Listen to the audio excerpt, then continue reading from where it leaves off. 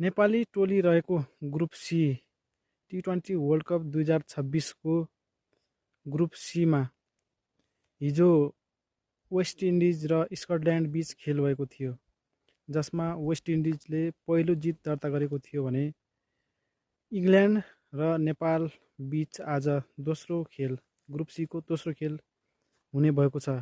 नेपाली समयअनुसार दिउँसो 3:15 नेपालको म्याच सुरु हुँदैछ भने के नेपालले दुई चोटिको विश्वकप विजेता T20 वर्ल्ड कप विजेता इङ्ल्यान्डलाई हराउन सक्ला त?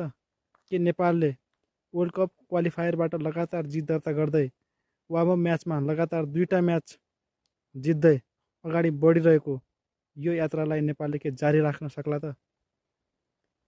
कमेन्ट गर्नुहोला साथीहरू।